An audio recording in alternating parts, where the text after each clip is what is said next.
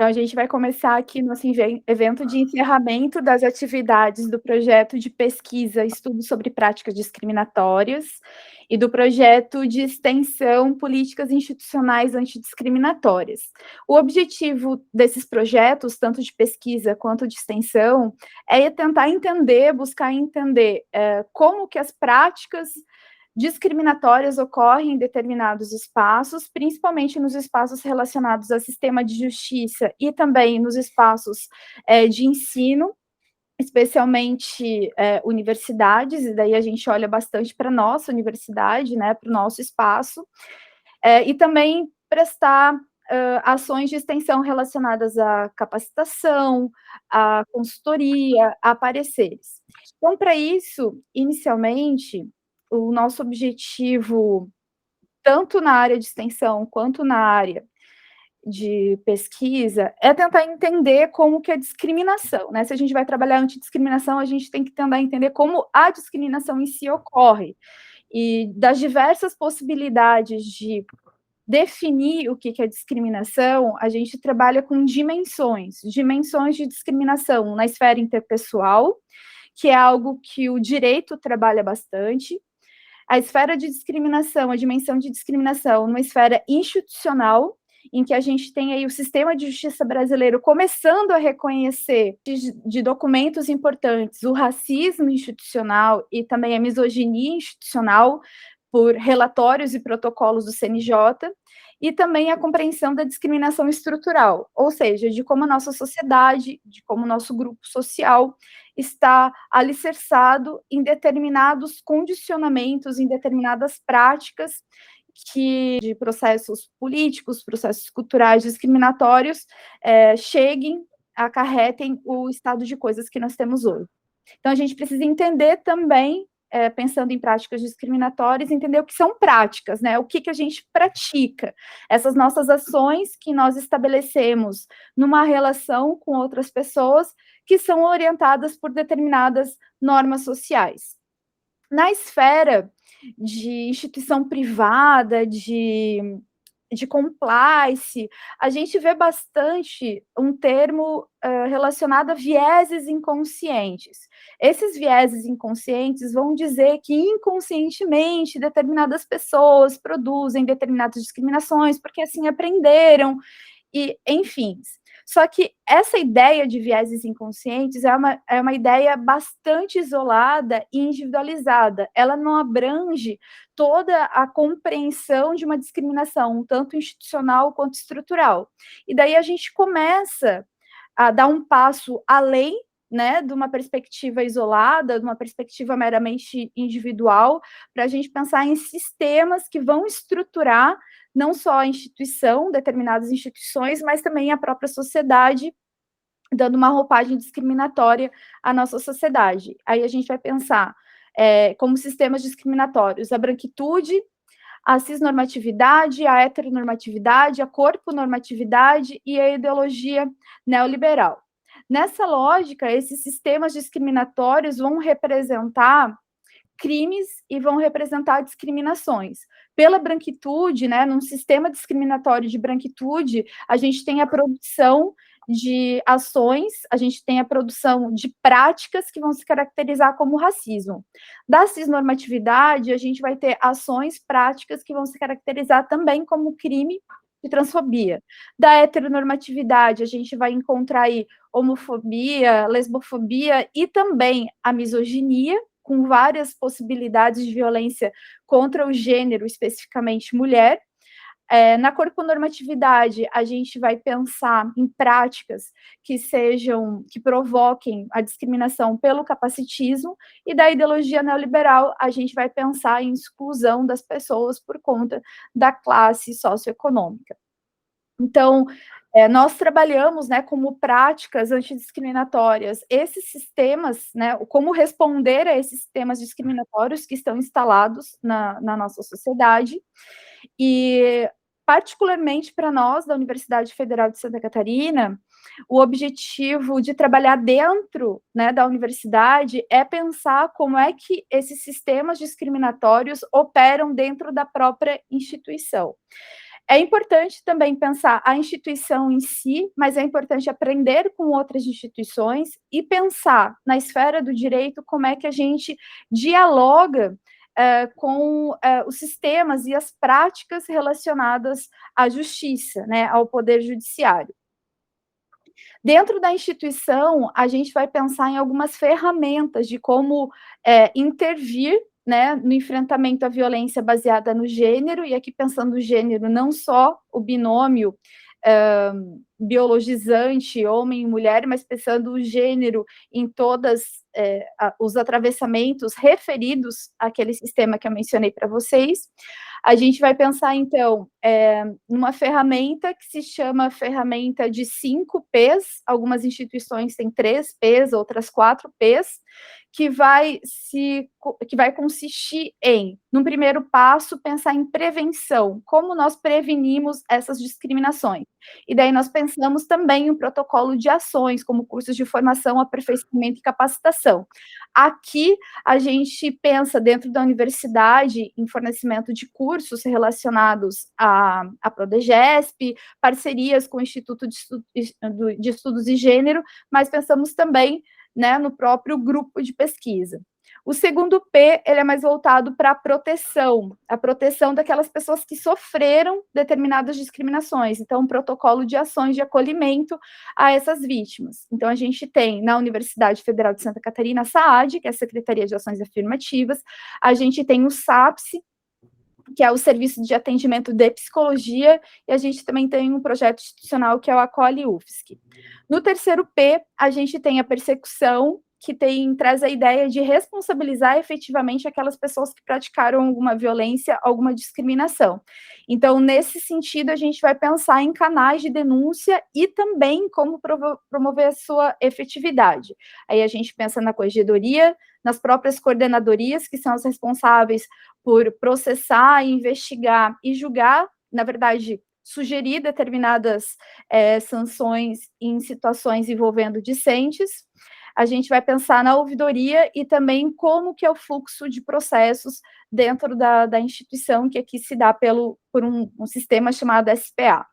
O quarto P, a gente vai pensar a política, né, uma reflexão institucional de como as violências ocorrem dentro da instituição, e para isso é preciso ter maturidade, olhar essas situações com profissionalismo, porque num espaço em que a diversidade ocorre, em que as pessoas elas são diversas entre si, é de se reconhecer de que violências vão ocorrer, então a gente precisa estar precisamos estar prontos para responder a essas violências e pensar essas relações de poder.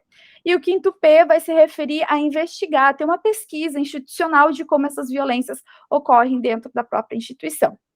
Então, nesse sentido aqui, para esse momento de encerramento das nossas atividades, né, essa minha primeira parte se refere a levar também, né, como uma ideia de ação educativa, levar em que dimensão que a gente pode pensar uma instituição, levar em que dimensão de discriminações a gente pode pensar também, e também pensar, primeiro, na UFSC, né, como que essa persecução, especialmente pela corregedoria, e para isso a gente conta aqui com o Rodrigo, que é um servidor lotado na nossa corregedoria, que vai falar para nós no primeiro lugar, logo na sequência. Depois a gente vai pensar na questão da proteção, e aí uma proteção não especificamente dentro da universidade, a gente vai contar com a fala da Ingrid, que vai falar da experiência dela relacionada à questão de saúde mental e também de assédio na FURG, e depois a gente vai conversar com as advogadas Franciele e Marcela, pensando nessas situações relacionadas à discriminação, envolvendo o trabalho externo mais voltado para a área do direito. Então, nesse sentido, pessoal, eu passo a palavra inicialmente para o Rodrigo conversar com a gente e falar como é que é o trabalho da corregedoria nesse espectro. Boa noite. Primeiro, eu agradecer à professora Graziela pelo convite, até para trazer aqui até a comunidade universitária, a atuação da corregedoria. Não digo aproximar, mas trazer o conhecimento do que é a corregedoria, até para falar da denúncia, de como é processada a denúncia e da efetividade, para mim, efetividade tem a ver com o que se espera que a instituição faça, né? Então, vou explicar um pouquinho aqui o que é a corregedoria, como é que funciona. Às vezes as pessoas esperam alguma coisa que não é. E aí não tem a satisfação, não tem a efetividade. Bom, aqui na corregedoria, ela é um órgão que tem a competência para promover os processos administrativos disciplinares, que é onde vão apurar todas as infrações disciplinares dos seus servidores públicos. Apurar para poder aplicar uma penalidade. Essa penalidade pode ser advertência, suspensão, aposentadoria ou cassação da aposentadoria. Suspensão e demissão. Na Lei 8.112, que é o nosso Estatuto Federal, vai ter os tipos de deveres e proibições que o servidor deve respeitar e que o servidor deve respeitar. Nos casos de discriminação, hoje em dia, já vou começar pela dificuldade. Aqui a gente tem a dificuldade de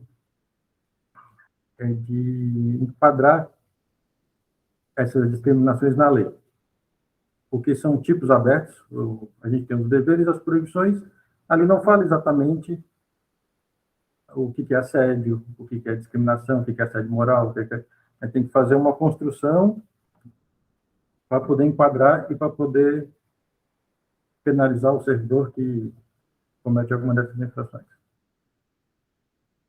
Por ser tipo aberto, pode encaixar qualquer coisa, né?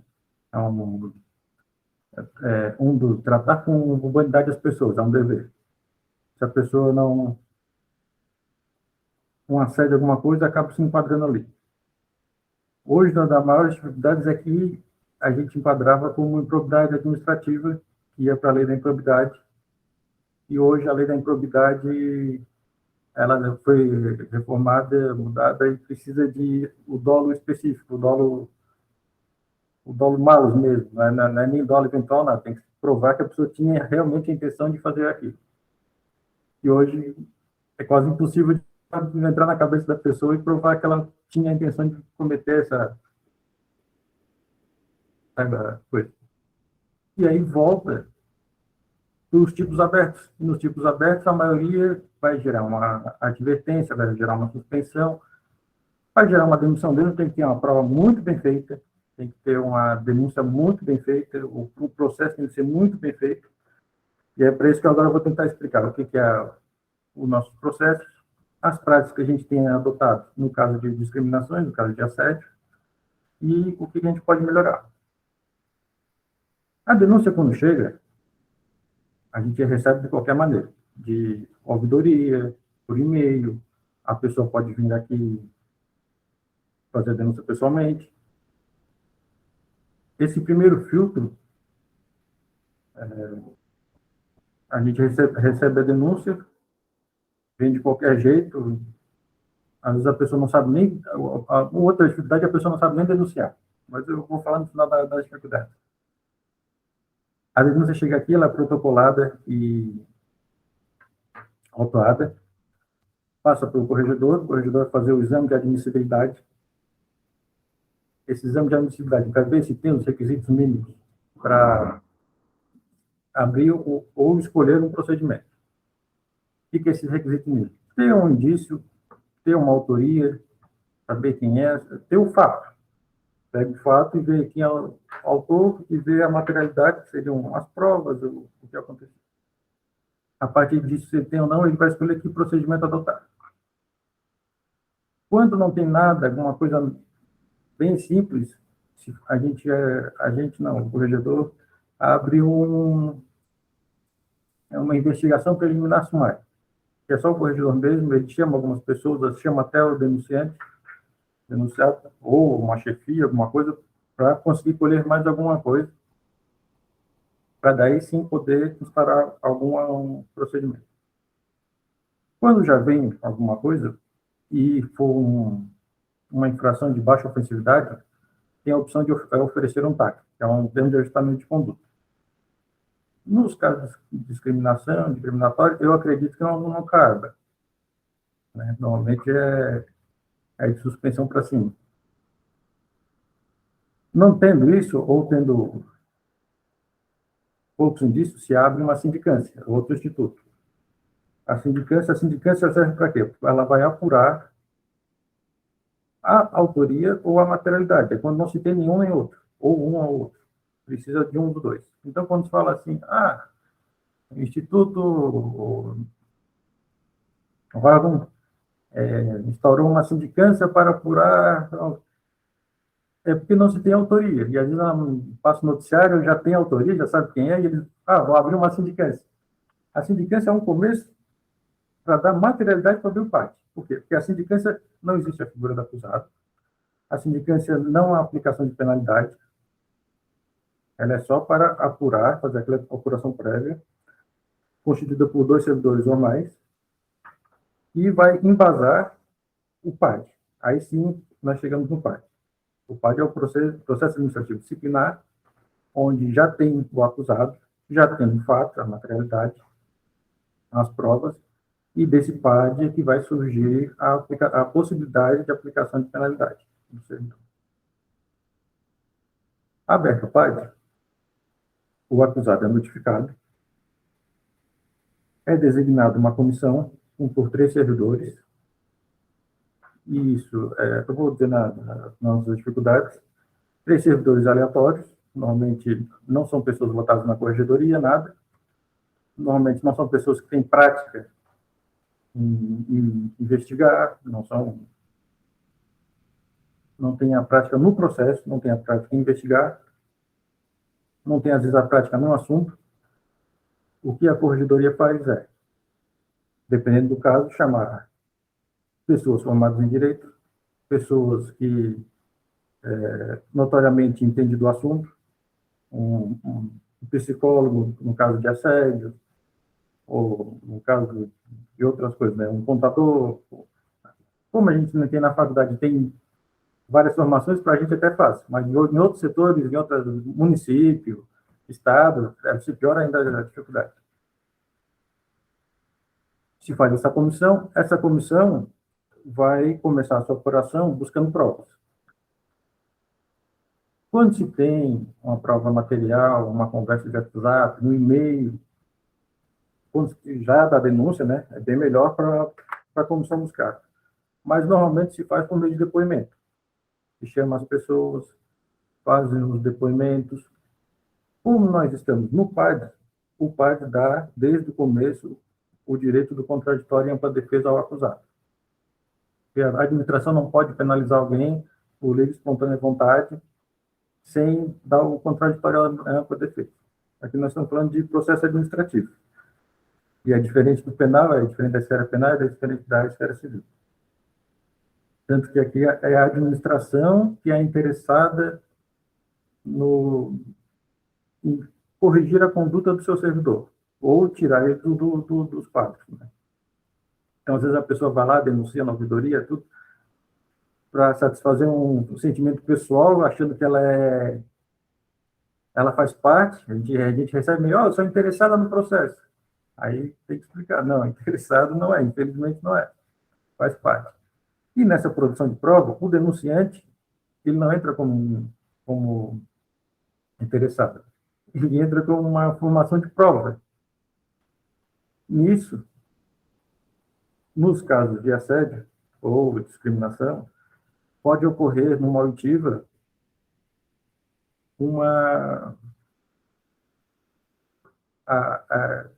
ser maior ainda a pessoa reviver aquilo, ela vai estar depondo sobre o fato, reviver tudo aquilo.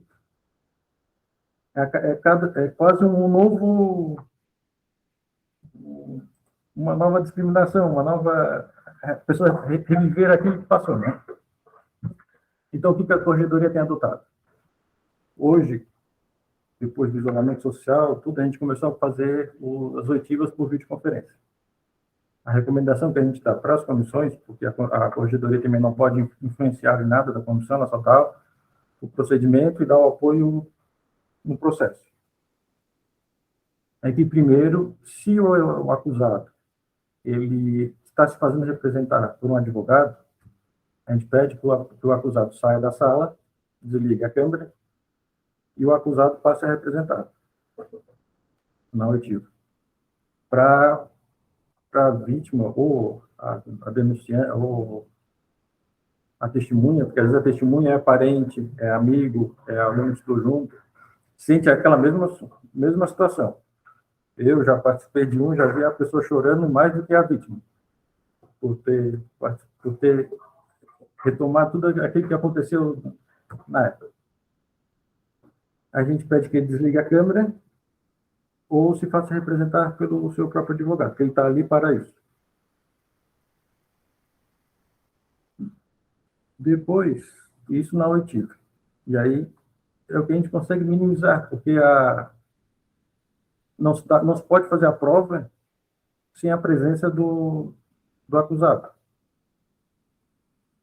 Se fizer, vai ser uma prova com valor menor. Qualquer outra prova vai ser maior que aquilo, que é o oitivo. Aí acaba se perdendo.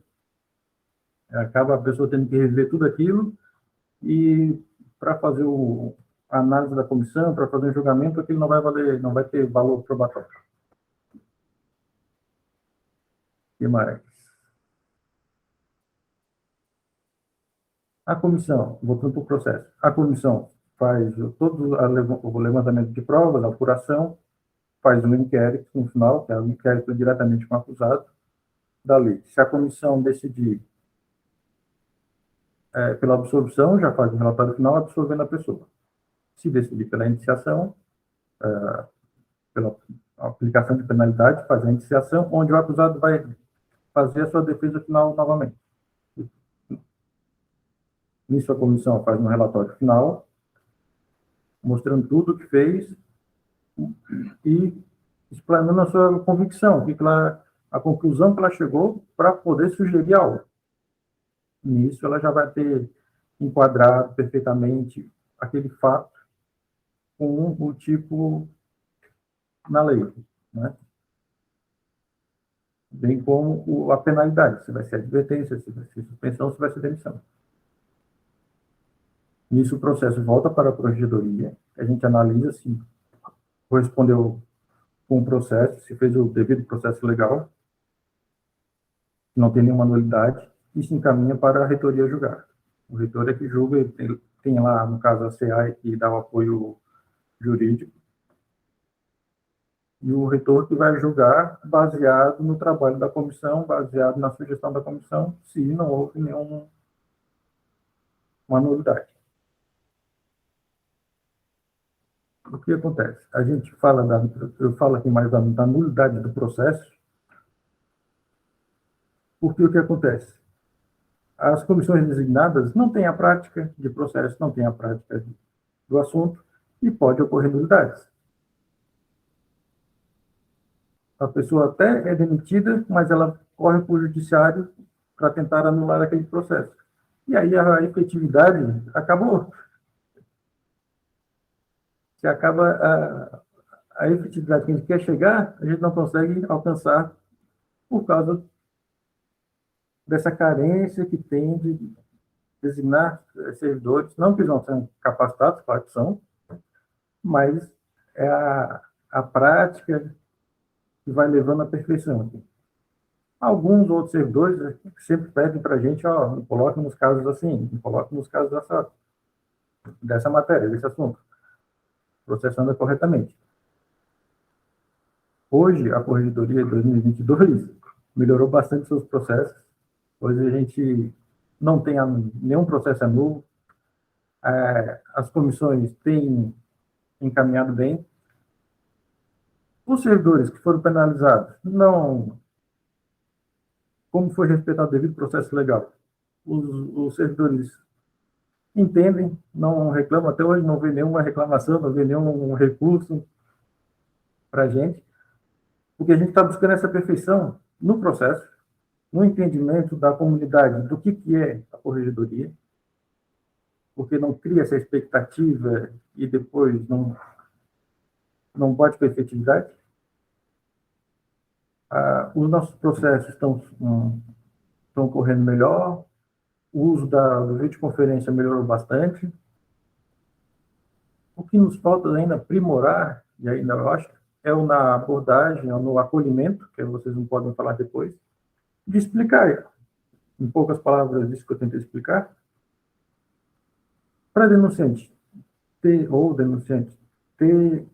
consciência da regra do jogo, né? Não é como se fosse um futebol. A pessoa sabendo da regra, só vai entrar no jogo se eu souber a regra do jogo. Eu entrando, eu fazendo uma denúncia administrativa, sabendo que aquilo ali é a administração é que vai processar, a administração é que tem o interesse em fazer aquilo, em ter aquele servidor faltoso ou não nos seus quadros, e como aquilo vai correr, como ela vai poder ajudar no processo, como ela vai servir como testemunha, como vai ser a oitiva. Para a gente, na abordagem, no acolhimento, ou em cartilhas, ou em mudar a cultura, primeiro, da parte persecutória, da comunidade entender o persecutório, de como funciona, para poder, sim, alcançar a efetividade. Então, são vários pontos. Servidor, capacitação, cultura, cartilhas, para poder a gente conseguir ter tanta efetividade, tanta resposta. Todas as corregedorias foram criadas para dar uma resposta à sociedade frente aos casos de corrupção. Então, seria isso. Não sei se eu consegui ser claro em algumas partes. Não, foi ótimo, Rodrigo. Acho que é só importante a gente destacar que a corregedoria ela serve, né, no caso do âmbito da Universidade Federal, de realmente investigar as infrações administrativas relacionadas a servidores, né? Sejam técnicos, sejam docentes. No caso de outras pessoas da comunidade, é por outra via. No caso de discentes, né? Infrações relacionadas a discentes contra discentes, por exemplo, é um outro caminho, é o caminho da coordenação de curso relacionado ao suposto, ao eventual discente que tenha feito alguma infração. É por isso que eu foco mais na abordagem. Se lá na abordagem explicar o que a corregedoria faz, porque a gente recebe denúncia direto aqui, por e-mail, de tudo. A corregedoria ganhou uma notoriedade em 2017 negativa. Hoje coloca no corregedoria, o pessoal pega o e-mail daqui e liga para cá. Hoje eu atendi o telefonema da pessoa querendo saber sobre o inventário. Inventário?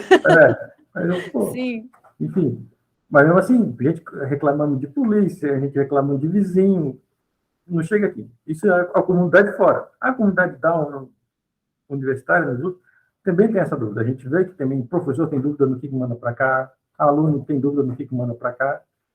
Então, se tivesse um dia a gente vai chegar num fluxo correto da pessoa ir na ouvidoria, porque hoje também a ouvidoria ela recebe tudo pelo Fala BR, não ficou um local de acolhimento, né, tudo via online. Então, as pessoas mandam. Eu continuo indicando que realmente mandem denúncia. Aqui a gente faz o exame de admissibilidade, mas eu aconselho, quando for mandar, já manda o que tiver de prova, já manda testemunha, já manda, fulano, então, quanto mais completo, melhor. Porque, é claro, as pessoas têm medo. A gente sabe que as pessoas têm medo de entrar em contato com a corregedoria, as pessoas têm medo de denunciar e sofrer represálias, aluno mesmo. Tem, mas quando tiver essa coragem em mandar, mande com tudo que tiver, que vai fundamentar melhor a abertura do processo.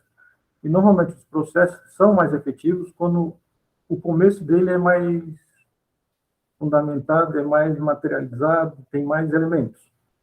Às vezes até tem, aí vai puxando. Aí o corregedor usa daquelas ferramentas que eu falei, a investigação preliminar, a sindicância, mas nisso vai passando. E aí também outra coisa que atrapalha na efetividade é a prescrição. Cada tipo de punição ali, a advertência, suspensão e demissão, cada um tem o seu prazo de prescrição.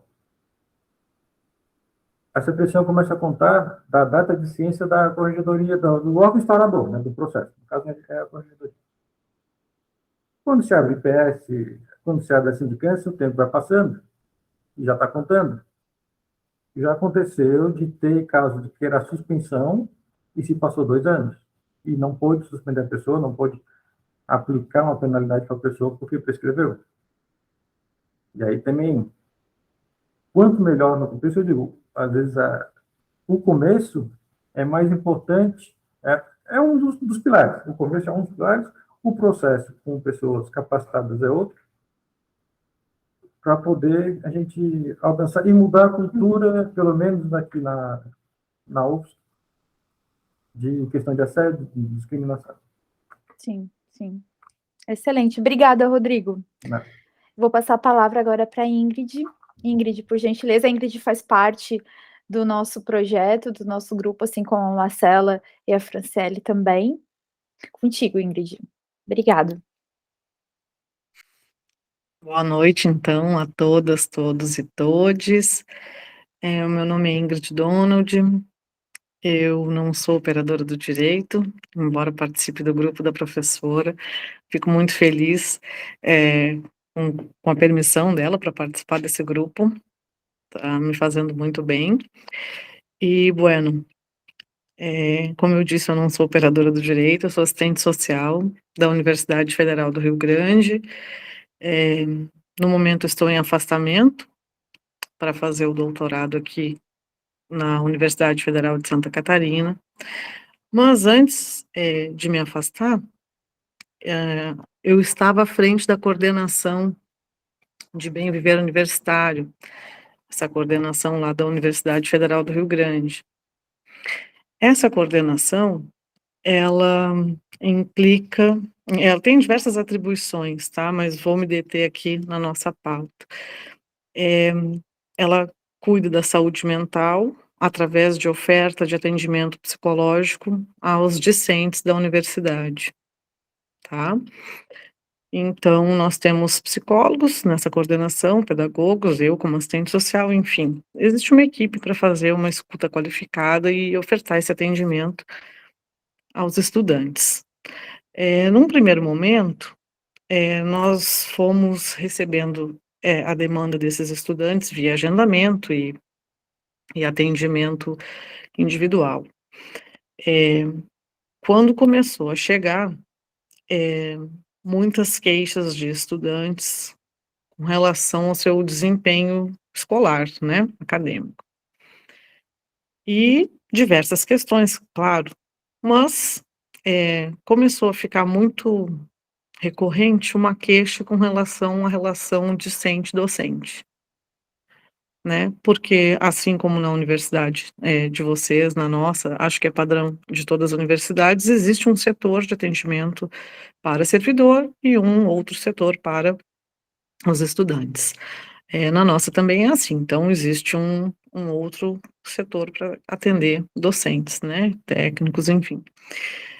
E, com essa demanda recorrente desses alunos, falando de problema em sala de aula, relação docente e discente, nos chamou a atenção, para a gente ver o que estava acontecendo, né, diversos cursos, não tem um curso específico, né, tem alguns cursos com uma incidência maior, mas não tem um curso específico. Então a gente começou a trabalhar com esses estudantes, claro, os que se dispuseram a fazer um trabalho em grupo, uma escuta em grupo, assim, quando permitido, né. Alguns não se adequaram, alguns preferiram continuar no atendimento individual, tudo bem, ok, vergonha, queixa, e outros não. Outros, toparam fazer um grupo, né, uma escuta, em grupo. Quando se refere à relação docente-discente, o que a gente percebeu lá na nossa universidade, a gente não tem, assim, uma receita de bolo, nem uma resposta fechada para o que aconteceu, né. Tanto que a gente vai adequando a forma do atendimento de acordo com os casos, né, que não são iguais, né, porque a motivação para o assédio ela é diferente, né. Tem diversos tipos de assédio, enfim. Mas, a questão é a seguinte: como lidar com esses docentes quando se trata de um problema, de saúde mental, de assédio relacionado aos discentes, como lidar com esses docentes? Essa é uma questão que a gente vem buscando uma solução, uma resposta, de para que não aconteça o seguinte, falando bem a prática mesmo do nosso dia a dia lá.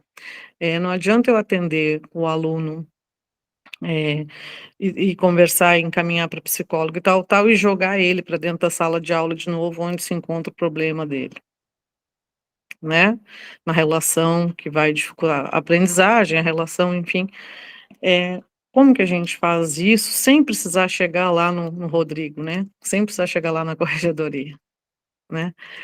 Essa é uma busca que a gente tem feito. Uma solução, pontual, porque afinal de contas a gente não aplicou em 100% dos casos, quando o docente, se dispõe a participar de uma conversa, não seria nenhuma capacitação, seria a gente deixa bem informal mesmo, porque às vezes a palavra capacitação formaliza, assusta, e aí o professor vai embora, tá.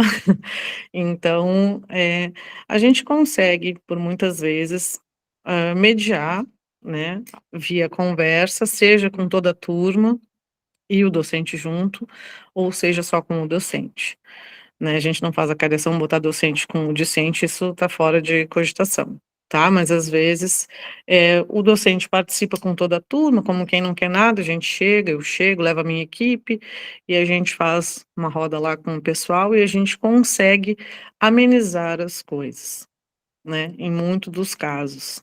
Outros casos, não, outros casos acontece um problema quando o docente ele não quer esse diálogo, ele não aceita esse diálogo. E aí já tivemos aí a gente vai chegar lá em vocês, operadores do direito, que é quando o docente ele, através do nosso atendimento, ele se sente fortalecido a tomar uma outra atitude, uma outra postura, né. E aí a gente vai para outras instâncias, né. Lá na nossa universidade, quando a gente não consegue uma conversa mínima, assim, com o docente, com relação ao que acontece, eh, a gente sugere ao aluno, sugere não, né, a gente encaminha, assim, primeiro para uma que ele passe, com a sua queixa, com o nosso apoio, né, para a ouvidoria da universidade.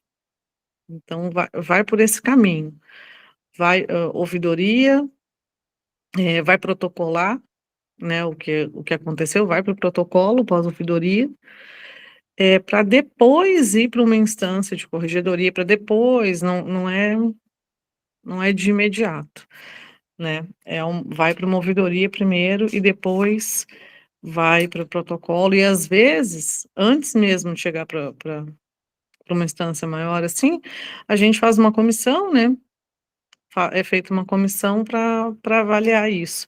O que a gente observa ao longo desses anos, quase 10 anos que eu estava à frente dessa coordenação, o que a gente pode observar é que essa questão do assédio cresceu muito, cresce muito, né, cresce muito. E e aí eu numa estatística, assim, de uns anos para cá, uns 4, 5 anos para cá, a gente percebe que o assédio ele está muito voltado, pra questão do corpo feminino, né.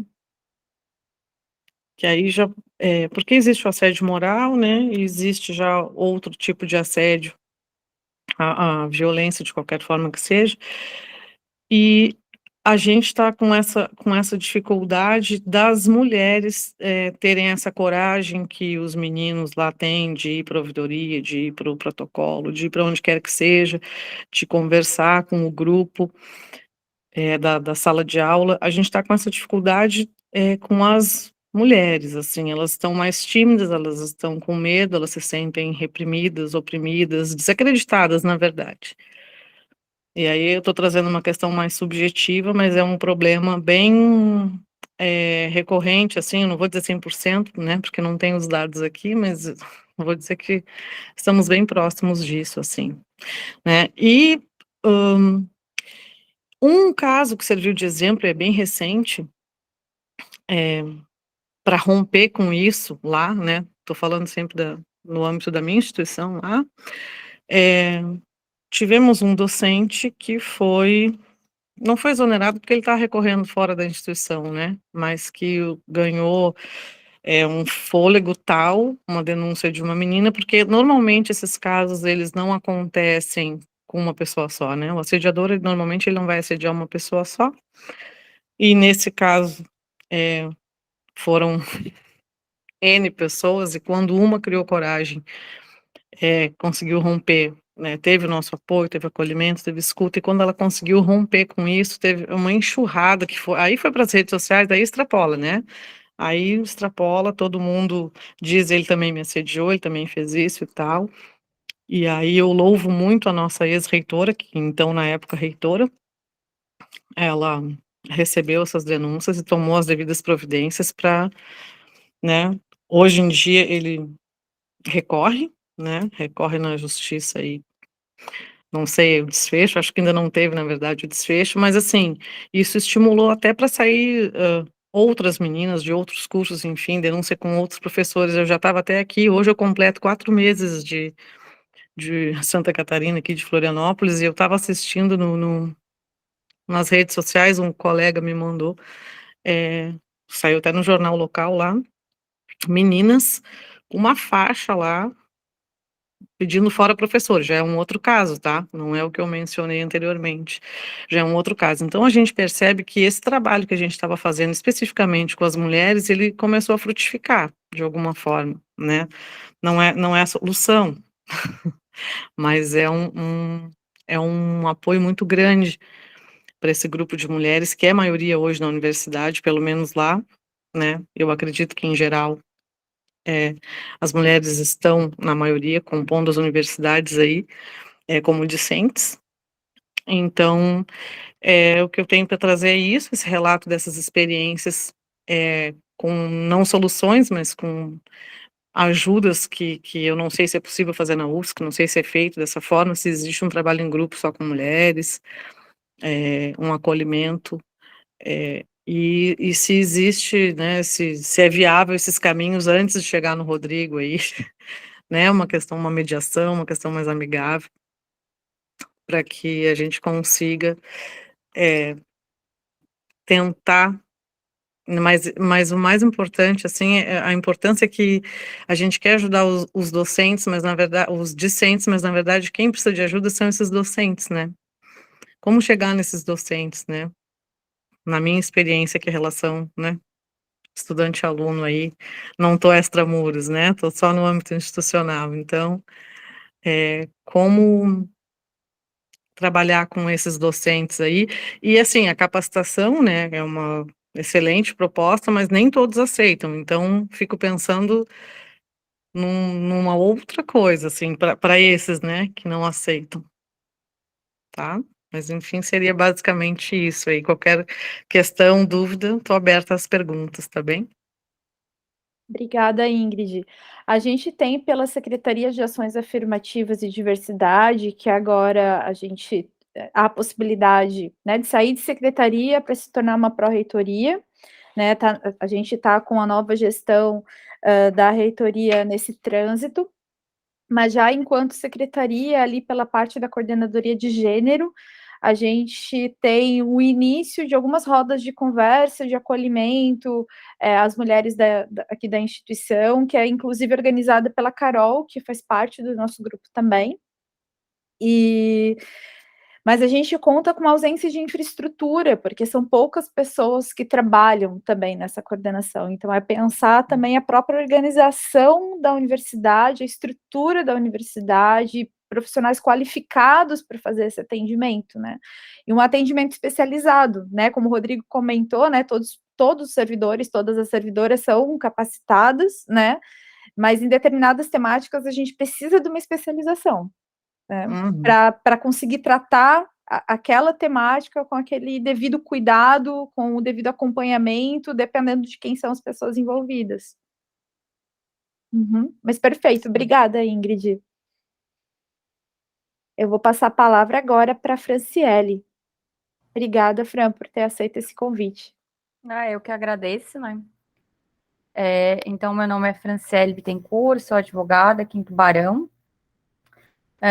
Participo aí do grupo de estudos da professora, também sou aluna dela.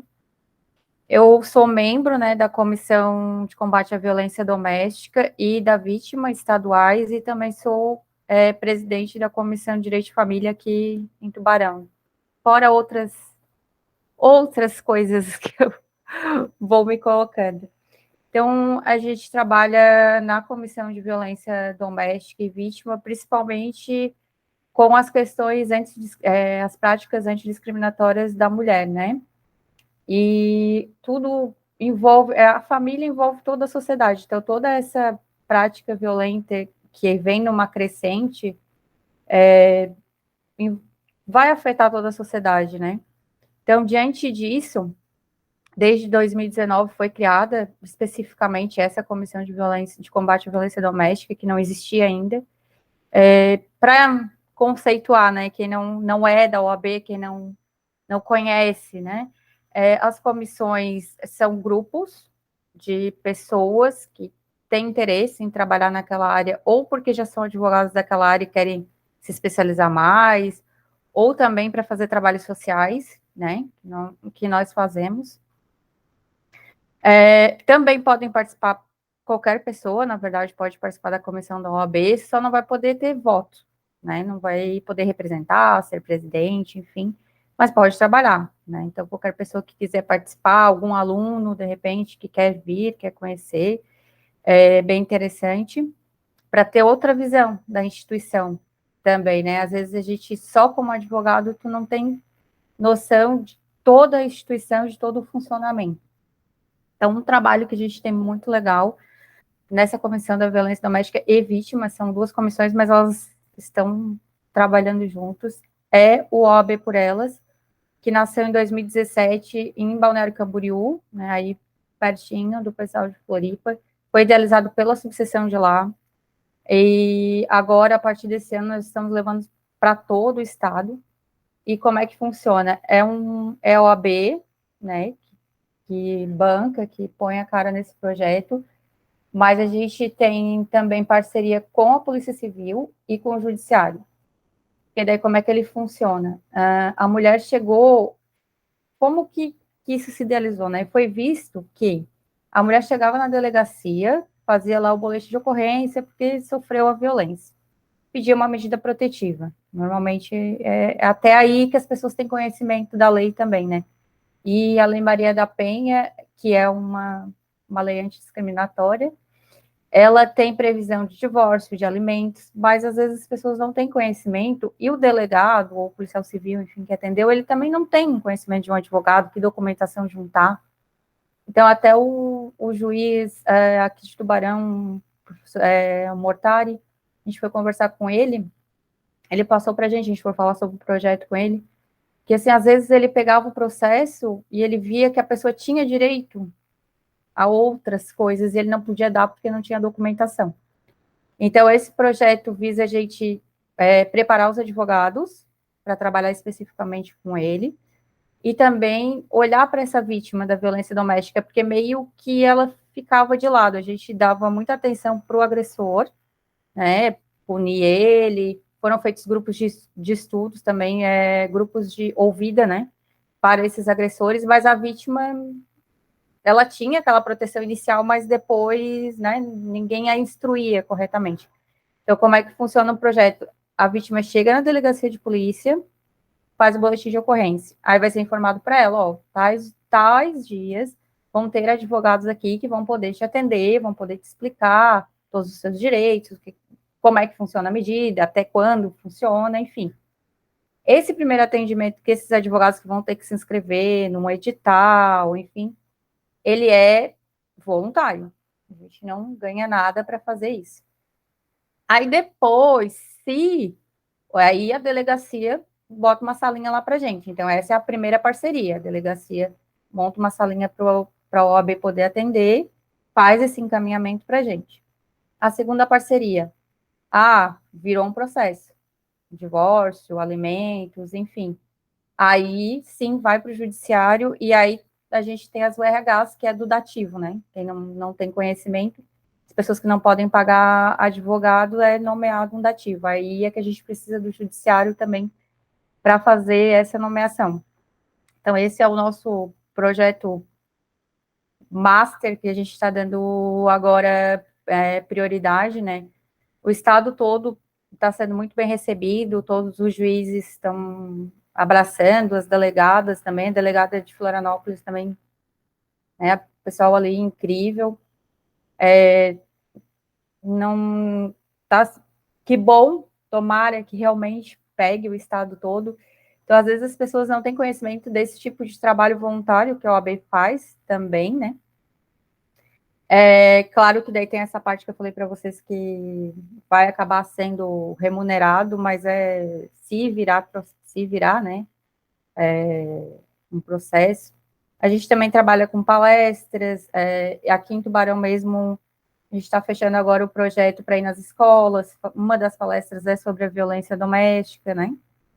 Porque uma das coisas que a gente faz nessas comissões é tentar estudar o problema, né?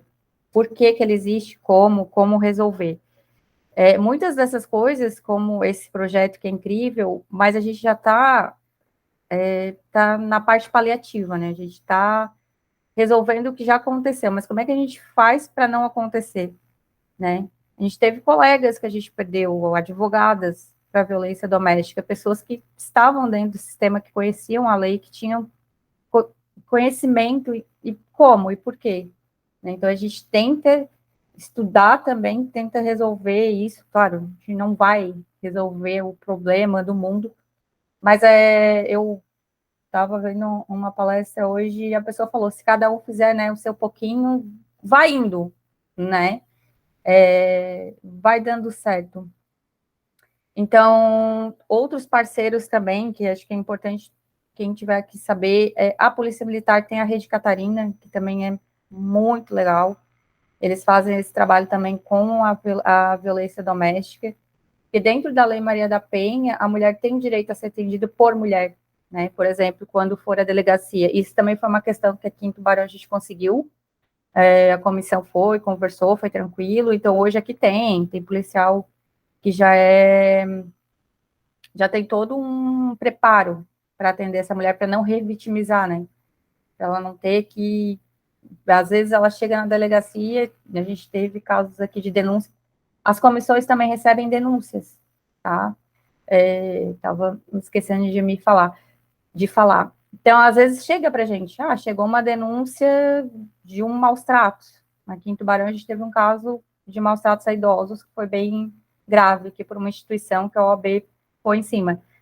Então, qual é o objetivo também das comissões? A gente usar mesmo a OAB, a instituição, o nome, que é uma instituição que tem força, e tentar ajudar a sociedade nessas situações, né? Porque não ser só parte do problema, né? Ser parte da solução, parece clichê, mas é isso, claro, são trabalhos voluntários, então, mas sempre tem colegas dispostos, né, a ajudar. Então, como eu falei da Rede Catarina, que é da Polícia Militar, que trabalha também nessa área de violência doméstica, agora tem Protetores do Lar, que é da Polícia Civil, também é no mesmo sentido. Então, tem todos esses atores, todas essas pessoas reunidas tentando, não digo resolver, mas minimizar esse problema que é a violência doméstica, né, no nosso estado, que os números são alarmantes. A gente tenta, como eu falei para vocês, estudar e tentar resolver, mas parece que não tem fim, né? A gente não acha raiz, né? A ideia também é trabalhar com as crianças, com os adolescentes e fazer o que está ao nosso alcance, né? Para sempre melhorar. Acho que da minha experiência nesse sentido, né? Das práticas antidiscriminatórias seria isso. Eu não sei, professora, se tem mais... Gostaria que eu falasse mais alguma coisa. Tá ótimo, Fran. Na pandemia, o nosso estado se revelou o estado mais feminicida, né? Então, esse trabalho articulado, interinstitucional, é extremamente importante, e falasse né, dessa parceria da OAB por Elas, da Polícia Civil, e também a Polícia Civil que tem protetores do lar, né? A Polícia Militar tem a Rede Catarina, Rede Catarina, uhum. Já é bem, né, antiga, e a Polícia Civil lançou agora o Protetores do Lar. Uhum.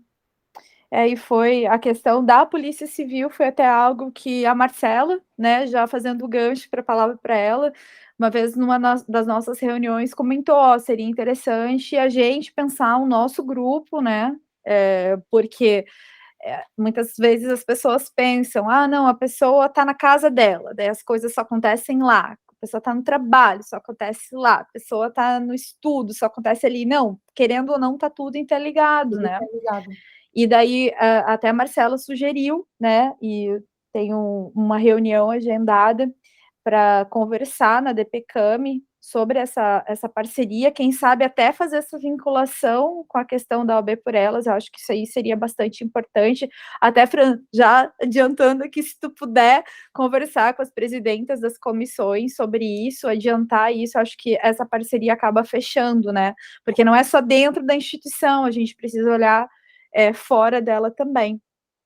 Mas obrigada, Fran, excelente. Obrigada. Marcela, então, contigo. Obrigada novamente por ter aceito o convite. Oi, gente. Boa noite, boa tarde, boa noite. Obrigada pelo espaço aqui, Grazi. Meu nome é Marcela, sou advogada, sou formada em Maringá pela UEM, atuo já faz uns 4 anos. Eu preparei um documentinho que eu vou compartilhar com vocês só para eu ir seguindo. Dá para compartilhar? Dá sim, Marcela, você consegue? É para estar habilitado ali para você. Deixa eu ver isso aqui.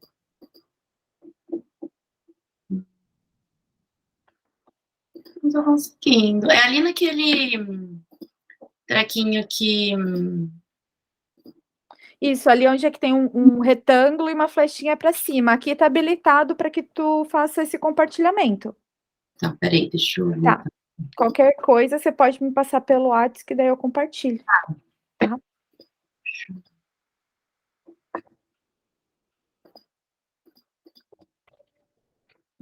Tô falando que eu não tenho. Eu vou te passar pelo WhatsApp, então, pode ser? Beleza, pode. Então, tá. Eu acho que é o meu navegador, na verdade. Uhum.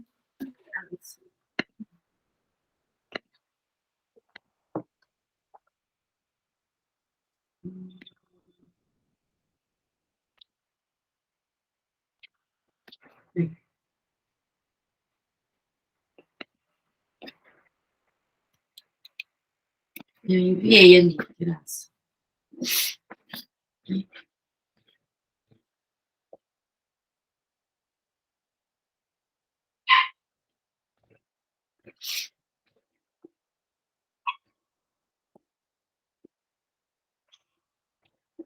Acho que seu microfone tá mudo, tá? A nova configuração do WhatsApp, pelo menos para mim, ele impede que eu receba se eu não tiver com o celular também aberto. Eu não sei se com vocês já aconteceu isso. Deixa eu fazer esse teste aqui.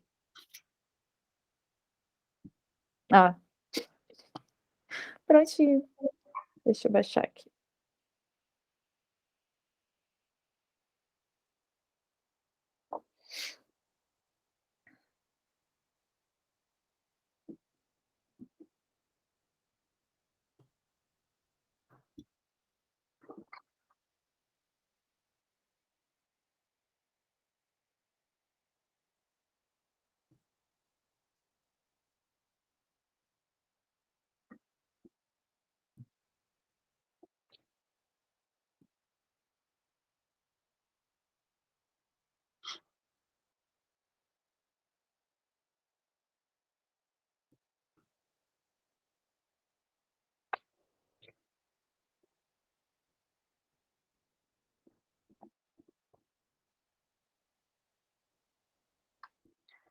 Aqui. Ai, obrigada, Grazi. Imagina. Então, aí você pode passar para mim, para outra página? É de baixo mesmo. Então, gente, eu trouxe aqui um significado da palavra, do vocábulo mesmo, discriminar, que é uma palavra de origem inglesa, do inglês, eu achei isso interessante. E ela pode significar separar ou diferenciar, ou fazer uma distinção desfavorável, fazer um tratamento diferenciado e prejudicial a alguém, tá? Pode abaixar, Grazi. As discriminações mais comuns que eu vejo, que eu sinto no meu dia a dia, que eu escuto de amigos, colegas e tal, é por gênero, né? Origem étnica. Aqui em Santa Catarina, em Florianópolis, eu sofri muito isso.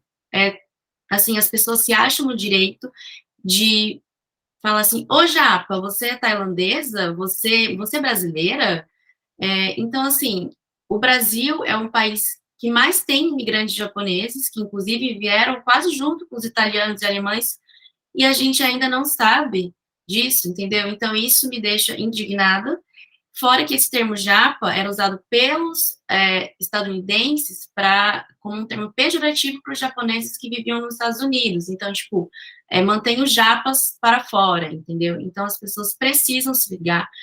Eu não sei, não tenho conhecimento, meus pais não me ensinaram. Vai pesquisar, todo mundo é adulto, entendeu?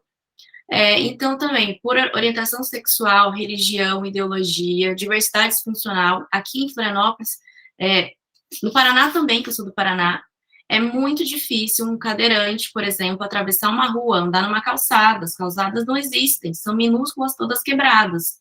Você vai fazer uma trilha, a trilha mais de boa, que é ali da Barra da Lagoa, ali das piscinas, não tem acessibilidade nenhuma. Então, assim, fica evidente que não é pensado, né? Que é pensado, inclusive, na exclusão dessas pessoas ao acesso a coisas que são direito delas. Pode passar, Grazi, para baixo. Então, assim, dentro das práticas discriminatórias que tem no dia a dia, eu vou focar hoje aqui naquelas praticadas por operadores do direito ou porque tem um dever de agir de uma determinada forma, porque tem um vínculo contratual ou então de função, de profissão com a comunidade. E falar um pouco sobre como a gente pode combater ou apontar elas mesmo. Aí, você pode passar, Grazi. Então, assim, eu sempre tive muita dificuldade. Como que eu vou identificar a violência institucional? Primeiro, que eu não sabia, tá? Até esses dias, existe uma lei que traz o conceito da violência institucional. Ela é de 2019. Ela traz um conceito aberto, como o Rodrigo falou, então a gente ainda bate nisso, né? Porque tem muita coisa aberto, assim, fica muito à vontade para interpretações. Mas ele conceitua e traz punições. Então, assim, no artigo 1º, ele fala sobre abuso da autoridade. E eu achei pontos importantes da gente saber. Primeiro, quem que pode praticar? Então, um agente público. O que é um agente público? É uma pessoa que presta um serviço público. O que é um serviço público? É uma atividade que ela é prestada pelo Estado de forma direta ou indireta. Pode passar também, Grazi. E eu, como acadêmica e até como profissional, tive muita dificuldade de entender, tá, mas o que é o Estado? Então, hoje, eu mais ou menos tenho na minha cabeça que ele é composto pela administração pública direta, que é a União, os estados, municípios, né, o Distrito Federal. Um exemplo dos órgãos dentro desses entes são os ministérios do STF, as secretarias estaduais, as prefeituras, as procuradorias municipais, e também é composto pela administração pública indireta. Exemplo, autarquias. A UFSC, pelo que eu pesquisei, é uma autarquia, né? A UEM também era uma autarquia, a UEL também era uma autarquia, são as universidades lá do Paraná que eu frequentei. Então, estão dentro desse serviço público. É importante ressaltar também que a violência institucional, ela pode ser cometida por um agente público, seja ele servidor ou não, transitório ou fixo, que ganhe remuneração ou não, nomeado, eleito, ou seja, ele está exercendo uma função pública, não interessa, ele é um agente público, tá? Então, ele pode ser um sujeito ativo do abuso de poder. Pode baixar. Então, assim, como que pode acontecer esse abuso? Você pode fazer esse abuso prejudicando alguém, beneficiando você mesmo ou terceiro, por mero capricho ou por satisfação pessoal. Eu dei alguns exemplos hipotéticos de coisas que eu vi na UEM, né, na UFSC eu ainda não tenho conhecimento, mas, por exemplo, o aluno, aqui eu coloquei UFSC porque a gente está aqui, né, mas o aluno da UFSC quer denunciar um professor, mas aí o agente público encarregado de receber a denúncia, ele não recebe porque ele é amigo ou amiga do denunciado. Ou então o aluno da UFSC quer denunciar outro aluno, mas ele não encontra o agente público destinado para receber aquela denúncia, pois o agente não estava com vontade de atender o público. E isso nas universidades públicas é muito, muito comum, assim. Eu falo mesmo pela minha, né? Então, era muito comum isso. Pode passar, Grazi. Então, assim, o que você pode fazer quando acontecer com você? Porque uma hora ou outra vai acontecer com você. Se não for na UFSC, vai ser na delegacia. Se não for na delegacia, vai ser com o juiz, promotor, policial. Então, assim, eu já passei por isso, né? Então, gosto de sempre trazer essa experiência do real, para não ficar muito na teoria. Então, assim, o que me ajudou muito, contar para o seu melhor amigo ou amiga, ou para algum familiar que você tenha proximidade, buscar várias opiniões de profissionais que você confia, então, advogado, assistente social, psicólogo, uma gama aí de profissionais, não focar só em uma vertente.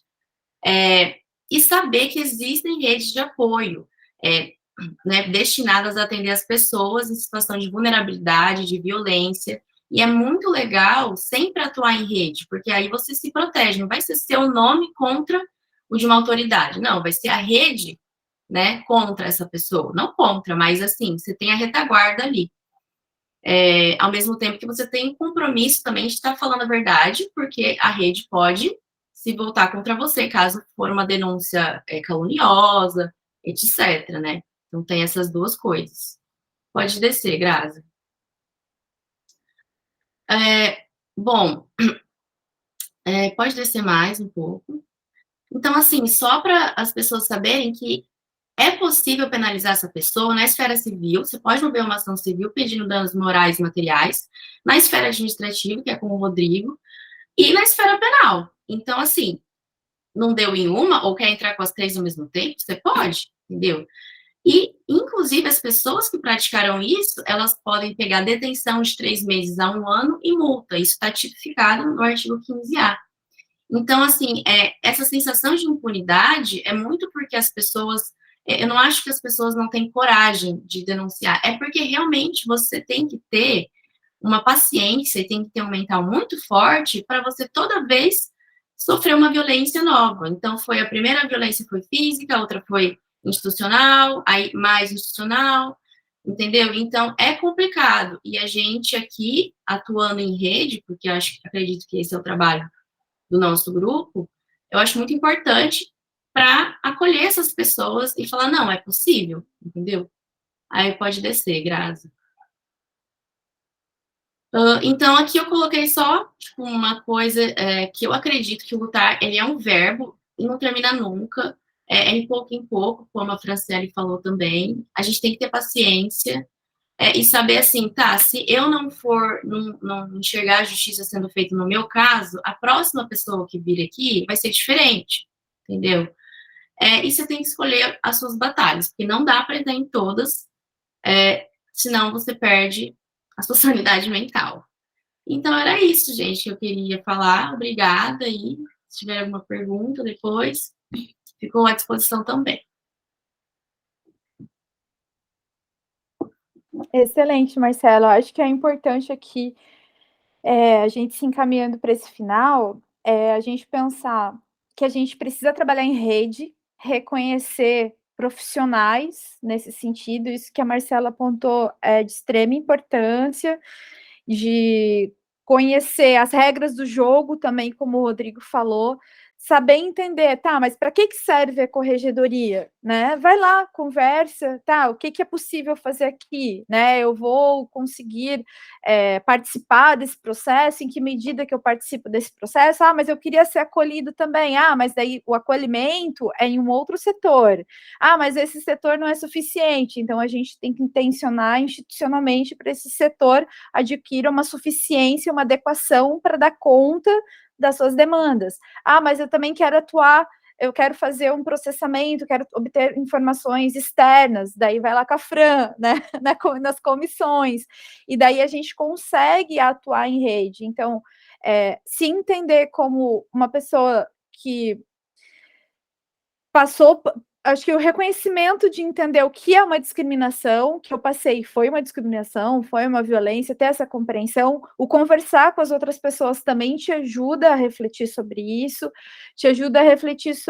conversando com os profissionais, que a Marcela comentou, tendo essa rede, e vendo, entendendo quais os limites e quais as possibilidades dentro dessa rede de trânsito, né?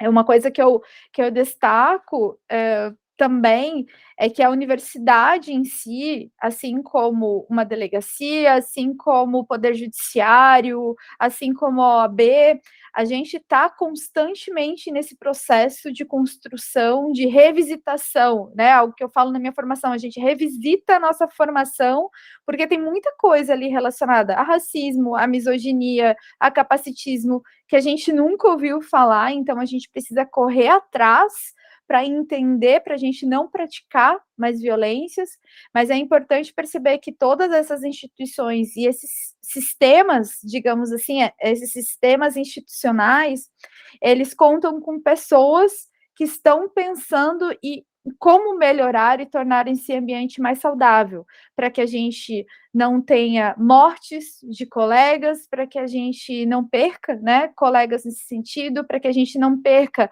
alunos e alunas com a evasão escolar, com a evasão acadêmica, para que a gente não perca a sanidade, né, como a Marcela comentou, e que a gente possa construir nessa rede, pensando no presente, tendo essa troca de conhecimento, essa troca aqui que foi tão rica, a gente possa ter esse fortalecimento nosso, né? Eu acho que aí vem um ponto final, a justificativa pela qual eu coloquei, né, aquela foto de uma manifestação. Nós somos, né? Nós somos as redes sociais. Essas redes, né, que nós fortalecemos, que nós pensamos, não só no nosso meio afetivo, mas no nosso meio profissional também, é extremamente importante para a gente pensar numa instituição, num grupo social, pensar numa comunidade, numa sociedade que seja mais justa, né? Aquela utopia que a gente tem aí do artigo 3º da Constituição, uma sociedade mais justa, mais solidária,